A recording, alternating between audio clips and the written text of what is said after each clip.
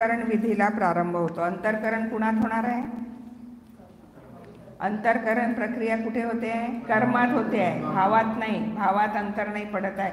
भाव सदैव आता उपयोगाने तिकडे लागलेला आहे. म्हणून अंतःकरण प्रक्रिया मोहनीय कर्मात चालू आहे. ती फक्त मोहनीय कर्मात आहे. जीवाच्या परिणाम विशेषांचे निमित्त झाले. का होते आहे? तर जीवाच्या परिणामांचं एक निमित्त सांगितलं तिथे. सत्तेतील कर्मांच्या विशिष्ट निषेकांमधील, विशिष्ट म्हणजे ती जी गॅप दाखवली आहे ती, सर्व द्रव्य, द्रव्याचा अर्थ या ठिकाणी उद्गल कारमाणू आहे. कर्म परमाणू जे आहे ते, जे कर्म परमाणू आहे त्याला द्रव्य शब्द येतो.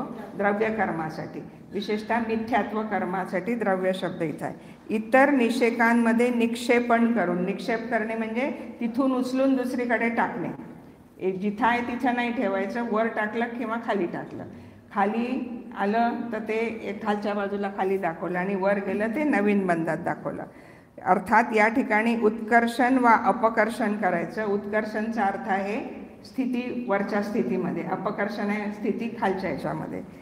वरच्या वा खालच्या निषेकांमध्ये दिलं त्यांनी आणि मधल्या अंतर्मुहूर्त प्रमाण स्थितीच्या निषेक मालिकेत अंतर पडतं, खंड पडतो, याला अंतःकरण म्हणतात. अंतर्मुहूर्त प्रमाण, वेळच पण सांगितली त्याची, अत्यंत छोटा काळ आहे तो. औपचारिक सम्यक्त्वाचा पहिल्या काळ छोटासा आहे तो. छोटा का होईना परंतु विशुद्धी तिथे आली, म्हणजे सम्यक्त्व परिणाम आलेला आहे. निषेक मालिकेत अंतर पडलं. निषेक कुणाचे असतात? कर्मांचे, भावांचे नाही. अंतर पडलं निषेक मालिकेत. पण त्यावेळेला मिथ्यात्व कर्म आता अनुदय असल्यामुळे नियमाने सम्यक्त्व पर्याय प्रकट झाली, सम्यक दर्शन पर्याय प्रकट झाली. हे अंतःकरण केवळ मोहनीय कर्मातच होते. या अंतःकरणाद्वारे निषेकांची उदय मालिका तुटून, उदय मालिका चेन, साखळी म्हटलाय. काय साखळी होती अनादिकालापासून?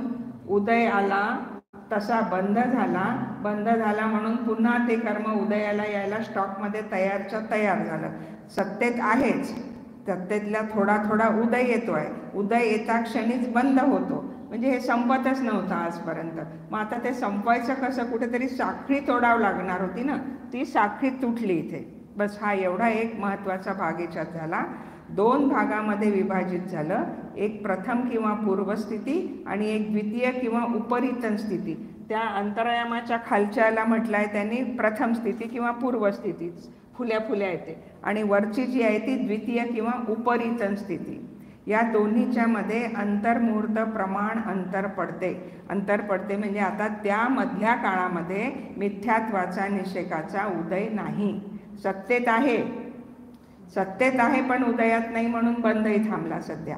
याला अंतरायाम म्हणतात. अंतरायाम तो शब्द लिहिलाय आडवा, फुली फुली दाखवलाय तिथे. अंतःकरण प्रक्रिया कर्मामध्ये स्वयं होते, जीव परिणामांमुळे होत नाही. हा पहिला झाला भाग त्या अंतःकरणाचा. आता नंतर उपशमकरण होते. ते 2 ओळीचं व्याख्या वाचून घेऊ. अंतःकरण झाल्यानंतर अनिवृत्तीकरणाच्या उरलेल्या काळातच द्वितीय स्थितीतील उदययोग्य, द्वितीय म्हणजे उपरितन स्थिती, उदयाला येऊ शकणाऱ्या, उदययोग्य म्हणजे उदयाला येऊ शकणाऱ्या अशी अवस्था, अशी शक्ती आहे कर्म परमाणूंच्या निषेकांमध्ये की कधी कधी ते आपली स्थिती संपायच्या आधी उडी मारून उदयाला येऊन जातात लवकर. उदीर्णेला म्हणायचं आहे ना पुढे, आहे पुढे शब्द लगेच आहे. कारण उदय त्याचा येऊ नाही शकत. नाही, उदय योग्य मिथ्यात्व कर्माच्या निषेकांना उदीर्णेस अयोग्य करतात, त्याला उपशमकरण म्हणतात.